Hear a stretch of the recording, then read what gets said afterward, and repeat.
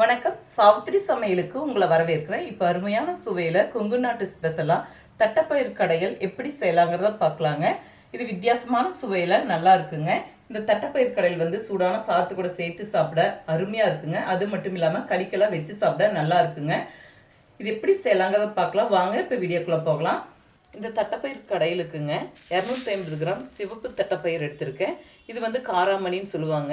இந்த கடையிலுக்கெல்லாம் சிவப்பு தட்டைப்பயிறு சேர்த்துக்கிட்டா நல்லாயிருக்கும். ஏன்னா இதுலேயே வெள்ளை தட்டைப்பயிரும் இருக்குங்க, அதாவது வெள்ளை காராமணியும் இருக்குது. மீடியம் ஃப்ளேம் வச்சுங்க. மணம் வர அளவுக்கு வறுத்துக்கணும், கருக விட்டுறக்கூடாது. நீங்கள் வறுக்கும் போதே நல்லா மணம் வரும், அந்த தட்டைப்பயிறு வறுபட்ட மணம் வரும். ஒரு 4-5 நிமிஷம் வறுபட்டாலே போதும் மீடியம் ஃப்ளேமில். பாருங்க, தட்டைப்பயிறு நல்லா வறுபட்டுருச்சு. உங்களுக்கு வறுபடும் போதே இந்த மாதிரி கொஞ்சம் கலர் சேஞ்ச் ஆகும், நல்லா மணம் வரும். இப்போ குக்கருக்கு மாற்றிக்கலாம். நான் குக்கரில் தாங்க இன்றைக்கி வேக வைக்க போகிறேன். இப்போ தட்டைப்பயிரை நல்லா கழுவி எடுத்துக்கலாங்க. சூடாக இருக்கும், கொஞ்சம் எக்ஸ்ட்ரா தண்ணி விட்டு கழுவி எடுத்துக்கிட்டால் சரியாக இருக்கும். இப்போ கழுவி எடுத்துக்கிட்டேங்க. 1 கப் அளவுக்கு தட்டைப்பயிறு எடுத்துக்கிட்டால் நீங்கள் 3 கப் அளவுக்கு தண்ணி விட்டு வேக வைக்கும்போது சரியாக இருக்கும். மீடியம் ஃப்ளேமில் 4லேருந்து 5 விசில் வச்சுக்கிட்டால் சரியாக இருக்கும். இது கூடவே 4 பல் பூண்டு வேக வச்சுக்கலாங்க. சின்ன சைஸாக இருந்தால் 6-7 எடுத்துக்கோங்க, பெருசாக இருந்தால் 4 எடுத்துக்கோங்க. 1/4 டீஸ்பூன் மஞ்சள் பொடி. இப்போ மூடி போட்டுக்கலாங்க. இப்போ மீடியம் ஃப்ளேமில் குக்கரில் 5 விசில் வந்து ஏரெல்லாம் போயிடுச்சுங்க. ஓப்பன் செய்து பார்த்துக்கலாம். தட்டைப்பயிறு நல்லா வெந்திருக்குங்க. பாருங்கள், இந்த மாதிரி நல்லா வெந்திருக்கு. இப்போ எக்ஸ்ட்ரா இருக்கிற தண்ணி எடுத்துக்கலாங்க. பாருங்கள், எக்ஸ்ட்ரா இருக்கிற தண்ணியை நம்ம வடித்து எடுத்துட்டு இந்த பருப்பு கடையில் தேவையான வெங்காய தக்காளி எல்லாம் வதக்கி இது கூட சேர்த்திட்டு நல்லா கடைஞ்சி எடுத்துக்கலாம்.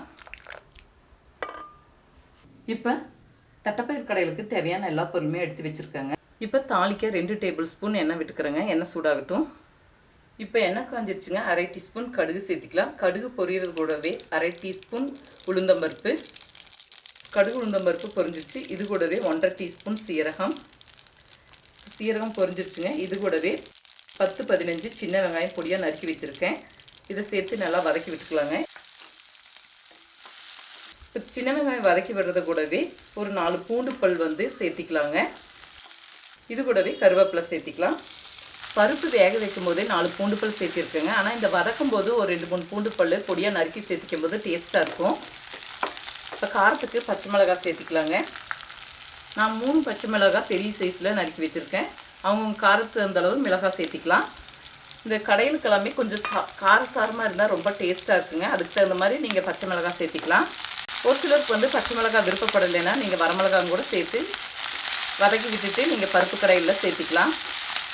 இப்போ எல்லாம் நல்லா வதங்கிடுச்சுங்க. இது கூடவே பெரிய சைஸில் ஒரு நாட்டு தக்காளி பொடியாக நறுக்கி வச்சுருக்கேன். இதை சேர்த்து நல்லா வதக்கி விட்டுக்கலாங்க. இது கூடவே சிறிதளவு மல்லித்தலை. இப்போ எல்லாம் நல்லா வதங்கிடுச்சுங்க. இப்போ தட்டைப்பயிறு கூட இதை சேர்த்துட்டு நல்லா கடைஞ்சிக்கலாம். இப்போ தட்டைப்பயிறு கடையிலுக்கு தேவையான அளவுக்கு உப்பு சேர்த்திக்கலாங்க. டேஸ்ட்டு பார்த்துட்டு பத்தலைனாலும் கூட கொஞ்சம் உப்பு சேர்த்திக்கலாங்க. இப்போ நல்லா மத்து வச்சு கடைஞ்சிக்கலாம். இப்போ நல்லா கடைஞ்சிருச்சுங்க. எக்ஸ்ட்ரா எடுத்து வச்சுருக்கிற தண்ணியை நல்லா காந்து விட்டுக்கலாம். உங்களுக்கு பருப்பு கடையில் எந்த அளவுக்கு திக்னஸாக வேணுமோ அதுக்கு தகுந்த மாதிரி தண்ணி சேர்த்திக்கலாங்க. தண்ணி பத்தலைன்னா நீங்கள் கொதிக்க வச்சு சுடு தண்ணியை கொஞ்சம் காந்துக்கலாம். இப்போ அருமையான சுவையில் கொங்குநாட்டு ஸ்பெஷல் தட்டைப்பயிறு கடையல், அதாவது காராமணி கடையல் செய்துட்டேங்க. இதே முறையில் செய்து பாருங்கள். இந்த வீடியோ பிடிச்சிருந்தால் லைக் பண்ணுங்கள், ஷேர் பண்ணுங்கள், சப்ஸ்கிரைப் பண்ணுங்கள், கமெண்ட்ஸ் பண்ணுங்கள். அடுத்த வீடியோவில் சந்திக்கலாம்.